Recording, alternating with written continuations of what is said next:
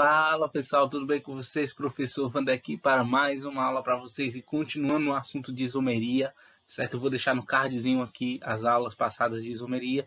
Nós vamos falar hoje sobre isomeria espacial, certo? Não é porque é do espaço sideral, não, é porque ela tem uma noção de espaço que a outra não tem. Na outra, a isomeria plana, somente pela cadeia dava para perceber diferença de isomeria. A espacial não, você tem que ter uma noção do espaço, certo? Tranquilo? Então eu vou deixar aqui os cardzinhos das aulas passadas para você ter uma ideia do que foi falado, dito anteriormente. Vamos lá. Aqui eu coloquei na aula passada, mas eu também vou repetir, porque tem gente que não viu, certo? Tem gente que se esqueceu e tudo bem. Nós vamos lembrar de novo. Isomeria é um fenômeno no qual dois ou mais compostos diferentes apresentam a mesma forma molecular e diferentes estruturas e fórmulas estruturais. Ou seja, tem duas condições para isomeria acontecer. Primeira, a forma molecular é a mesma. Que é a forma molecular, Wander? Mesma quantidade de carbono, mesma quantidade de hidrogênio, mesma quantidade de oxigênio, mesma quantidade de átomos, certo? E a estrutura tem que ser diferente, certo? Algumas de forma plana e outras de forma espacial, geométrica, né? As substâncias químicas, as características são denominadas isômeros. Então, para ser isômero, ela tem que ter essas duas características, certo? Existem dois tipos de isomeria, a plana, que nós já vimos, né? Os compostos são identificados através das formas estruturais planas. Então, a gente que coloca no plano, quando eu falo plano, cara, é 2D, certo? Aqui no plano, no quadro, numa lousa ou numa imagem, certo? Dá para ter essa noção. Ela divide-se em isomeria de cadeia, função e posição. Certo? A espacial ela é diferente, porque ela não depende somente do plano. Assim, no plano você fica meio confuso, até que dá para perceber, mas você fica meio confuso, porque a estrutura molecular dos compostos apresenta diferentes estruturas espaciais. O que vai mudar não é no plano, o que vai mudar é no espaço, certo? Então eu tenho que ter uma noção tridimensional. Wander, eu tenho que... Não, é ver como uma tridimensional, certo? Vou ter altura, largura e comprimento tridimensional. Então eu já não enxergo mais. Aqui a percepção não é mais dentro de um plano, de uma lousa ou de uma imagem. Não. Você tem que ter uma noção espacial, certo? E ela divide-se em dois tipos, a geométrica e a óptica, certo? Eu vou aqui falar aqui para vocês, certo? E aqui a aula eu vou fazer um pouco diferente, certo? Essa aula muito teórica. Aí na próxima eu vou ver uma forma que vou mostrar exercícios práticos, praticamente de Enem também, né? Para focar vocês. Isomeria geométrica. A isomeria geométrica, ou cis-trans, ocorre em cadeias abertas insaturadas. Mano, eu não sei o que é cadeia aberta insaturada, certo? A aberta que não é fechada insaturada é porque tem uma ligação dupla ou tripla, né? Na maioria dos casos é cadeia dupla, certo? E também compostos cíclicos, também pode ter. Para tantos ligantes do carbono tem que ser diferentes. Olha isso, os ligantes do carbono tem que ser diferentes. Então aqui eu tenho um carbono, então esse ligante aqui tem que ser diferente desse daqui. Tranquilo? Então se aqui for um hidrogênio, o de cima, o de baixo não pode ser hidrogênio, tem que ser uma outra coisa. Tranquilo? Então aqui eu tenho dois aqui, né? O cis de cloreteno e o trans de cloreteno. Qual a diferença deles? Certo? E como é que analisa? Certo? Então, ambas têm que ter estrutura diferente. Tem, você percebe. Tem a mesma forma molecular? Tem. C2H2Cl2, C2H2Cl2. O que é que muda e como é que se analisa? Certo? Então, eu não falei que tem cadeia aberta e insaturada? Então, tá vendo a dupla? Olha a paranoia, olha a noia que você tem que fazer. Presta atenção nisso aqui. Se você está preocupado com a mensalidade, olha para cá, certo? Então, aqui, ó, tá vendo a dupla? Você vai fazer dividir, ó, mesma dupla, um plano, certo? Também, ó, você vai dividir bem aqui, ó, certo? Aí, eu não falei que cada carbono tem que ter ligante diferente? Aqui é ClCl, então aqui é nada, não é que é nada. É porque aqui é um hidrogênio, certo? A de linhas ele omite os hidrogênios. Aqui hidrogênio e tá aqui outro hidrogênio, certo? A mesma forma aqui, ó. Aqui é um hidrogênio. E aqui é outro hidrogênio. Certo? É porque está omitido. Lembra, o carbono faz 4 ligações. Aqui só tem 1, 2, 3. A quarta é completa com hidrogênio. Certo? Lembrando disso. Vamos lá. Certo? Eu dividi o plano mesmo na dupla. Ó. Quando está deitadozinha, faz deitado mesmo na dupla. Aí tem 2 planos. Vou começar com essa aqui que é mais fácil. Certo? Tem 2 planos. O de cima e o de baixo. Eu vou analisar carbono por carbono. Esse primeiro carbono aqui, eu tenho um hidrogênio e um cloro. Qual é o maior? O hidrogênio ou o cloro? Cloro. Hidrogênio e cloro. Qual é o maior? Cloro. Percebe que os dois compostos que são maiores estão no mesmo lado do plano, no lado de baixo. Isso quer dizer que a isomeria é cis, porque o cis quer dizer igual. Estão no mesmo lado do plano, certo? Então é uma isomeria cis, certo? Então é o cis de cloroeteno, certo?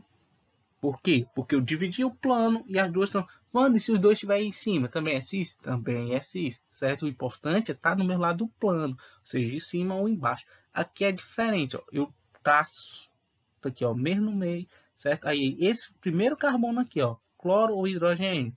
Cloro. Esse daqui, cloro ou hidrogênio? Cloro. Aqui você não tem que tratar em cima, você tem que tratar o plano, né? Daqui o plano aqui, ó, inclinado, e um está no lado do plano e o outro está no outro lado do plano. Percebe que estão no lados opostos do plano? Um está numa banda, o outro está na outra banda. Então isso daqui é uma isomeria trans, certo? Então percebe que tem que ser ligantes diferentes, porque se eu fazer essa lógica aqui, ó, pronto, aqui é hidrogênio, aqui é hidrogênio. E aqui também for hidrogênio, qual o maior? Hidrogênio, hidrogênio. Não existe, não tem isomeria, certo? Então, vou fazer aqui, ó, hidrogênio, hidrogênio, hidrogênio. Qual o maior? Não tem maior, então não tem como fazer, certo? Então, se for os dois iguais, não tem isomeria, não existe, não existe, certo? Como fala para o Quevedo. Então, você tem que ter, ó, mesmo lado do plano, os dois no mesmo lado do plano, cis, para lados opostos, trans, certo? Aqui, ó, quando os mesmos ligantes encontram-se no mesmo lado, a nomenclatura do isômero recebe o prefixo cis. Quando os mesmos ligantes encontram-se em lados opostos, a nomenclatura recebe o prefixo trans. Wanda precisa ser CL, CL sempre igual? Não. Pode ser aqui um CH3, por exemplo. Pode ser o CH3. Um CH3. Qual é o maior? CH3 ou H? H. CH3, né? No caso, CH3. Os dois maiores embaixo. Cis. O importante é que você pega a dupla, faz um plano na dupla, corta ela, aí você vê que os maiores ligantes, o maior em dimensão de espaço, certo? Ele está no mesmo lado do plano ou em lados opostos do plano. Pronto. É batata, é sal. Certo?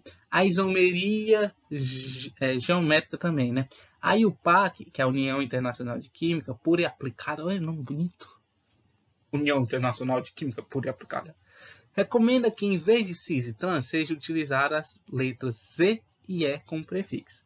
Isso acontece porque Z é a primeira letra da palavra alemã Zusammen, que significa juntos, e é a primeira letra da palavra alemã Entsengen, é isso daí mesmo, que significa opostos, certo? Então, preste atenção, certo? Na faculdade, quando a gente vê isso daqui, certo? Eu sou ruim de lembrar dessas coisas. Eu sempre confundi qual é Z, qual é E. Cis e trans é fácil de lidar, mas o meu professor, ele não era... ele era bem rígido com as coisas, então ele não gostava que a gente usasse cis e trans. Tinha que usar o Z e o E, porque aí o PAC dizia que era o Z e o E, certo? Então a gente tinha que usar o Z e eu sempre me confundia. Então, como é que eu e meus amigos, a pirangagem, a gente fazia? Z é junto, Z é o junto, certo? E o E é separado. então, esse daqui, ó, plano, iguais, tá junto. E aqui é separado. O Z é o cis e o E é o trans. Certo? É bem aleatório, certo? Esse daqui, outro exemplo. É o mesmo exemplo, só que de forma diferente, ó. Aqui eu mostro o H, né? Antes eu não mostrava. Aí aqui, ó, Cl no mesmo lado do Cl, Cl em lado oposto do Cl, cis e trans. Isomeria óptica, certo? A óptica ainda é uma outra coisa que é experimental isso aqui, certo? Então, a isomeria óptica, lê comigo aqui, é demonstrada pelos compostos que são opticamente ativos. Ela acontece quando uma substância é provocada pelo desvio ângulo plano de luz polarizado. Eu vou mostrar como é que se dá isso daí, certo? Então, ele coloca uma luz num plano polarizado, certo? Aí, se essa luz ela desviar para a direita, é uma substância dextrógena. Se ela desviar para a esquerda, é levógena, certo? E se uma substância tiver os dois desvios, certo? É um enantiômero. Porque uma substância pode existir ainda em duas formas que são opticamente ativas, dextrógena e levógena, nesse caso é chamado de enantiômero. Ou seja, esse enantiômero é quando tem uma substância, ela desvia tanto para um lado quanto para o outro, certo? Isso que acontece, sabe muito, sabe o quê? Medicamento. Medicamento, certo? Principalmente medicamento. Por quê? Digamos que o medicamento tal, ele para funcionar, ele tem que, esse desvio do plano polarizado tem que desviar para a direita, certo? Então, 70% dele desvia para a direita e 30% dele desvia para a esquerda, certo? Então, esse 70% pode ser o princípio ativo que vai ajudar no combate à doença, à dor, e os 30% pode ser o efeito colateral. Então, essa questão do enantiômero é muito utilizado nessa parte de medicamentos, certo? Para que um composto de carbono seja opticamente ativo, deve ser quiral. O que é um carbono quiral? Um carbono quiral, todos os ligantes têm que ser diferentes. Não pode ter simetria, certo? Ou seja, tá aqui, ó. Vamos lá. O que é um carbono quiral? O carbono faz quantas ligações? 4, certo? Olha aqui. Aqui eu tenho um hidrogênio, um tipo de ligante. Aqui eu tenho CH3, outro tipo de ligante. Eu tenho NH3, outro tipo de ligante. E aqui eu tenho COOH, outro tipo de ligante. Percebe que esse carbono aqui no meio tem 4 tipos de ligantes diferentes. É um carbono quiral. Se ele fosse assim, ó. C, aqui H, aqui embaixo H. Percebe que aqui já não é mais quiral. Por quê? Porque eu tenho dois ligantes iguais. Certo? Então, para ele ser assimétrico, para ele ter esse desvio no plano polarizado, essa questão, ele tem que ser os 4 ligantes diferentes, tem que ser um carbono quiral, certo? Por sua vez, se um composto apresenta as formas por sua vez, se um composto apresenta as formas dextrose-levógena em partes iguais, ela recebe o nome de mistura racêmica. A atividade óptica das misturas racêmicas é inativa. Ou seja, se, pronto, lá tá lá, certo? 50% do composto desviou para a direita, 50% desviou para a esquerda, certo? Então quer dizer que isso é uma mistura racêmica, ou seja, não tem atividade óptica, porque tá equilibrado, certo? Aí eu vou mostrar como. Bom, falei muito sobre luz polarizada, desvio para a direita, desvio para a esquerda, e você que já tá falando, não entendi, calma, certo? A gente tem que entender como é a luz, né? A luz, ela é não polarizada, ou seja, quando eu tenho aqui a luz natural, por exemplo, a luz natural, ela incide por várias direções diferentes, certo? Incide por várias direções. A luz polarizada é diferente. A luz polarizada, ela é de uma direção só, certo? Então, como é que se dá? Eles colocam uma luz, certo? Uma fonte de luz. E essa fonte de luz a gente coloca também num polarizador, certo? Essa fonte de luz, ó, ela dispersa para todos os lados, certo? A gente coloca nesse polarizador. O que é que o polarizador faz? Ele pega e coloca essa luz numa direção só, certo? Aí a gente coloca um composto, certo? A gente a gente coloca esse feixe de luz, que passa com um polarizador, e dentro desse polarizador a gente coloca um pouquinho do nosso composto, certo? Aí dentro desse composto a gente percebe. Aí depois a gente vai ver essa percepção, se esse composto acabou desviando para a direita, se é destrógeno, ou para a esquerda, que ela é evógeno, certo? Então, esse é algo mais teórico, certo? E teria que ter um equipamento prático para fazer isso. Eu fiz um experimento desse na faculdade, então dá para ter uma noção, certo? Mas para vocês é algo mais de noção teórica mesmo, certo? Então, quando eu falo dextrose, levógeno, vai ser esse desvio da luz, né? O que você tem que saber é que, tipo, a luz, ela é não polarizada, ela vai incide em várias direções. Quando eu passo com um polarizador, ela vai numa direção só. Aí eu coloco um composto. Aí nesse composto aí eu consigo perceber e analisar, pelo aqui, coloco aqui o analisador, né? Aqui se há um desvio, certo? Se um desvio para a direita, se um desvio para a esquerda, certo? Então é isso que a minha isomeria óptica, certo? Tem a ver com luz, com observação, certo? Então, nós aqui terminamos nosso assunto de isomeria. Eu vou fazer também uma outra aula, de uma outra forma. Aí vocês comentam qual a melhor forma que vai ser melhor para vocês, certo? Então, a gente vai ver mais exercícios, certo? Porque não é essa assim, gente, é de outra forma.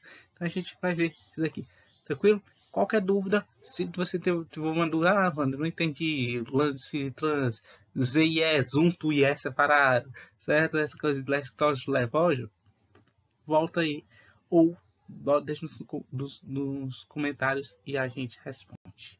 Ou me procura no Google Sala de Aula também, que dá certo. Valeu, pessoal. Tchau, tchau.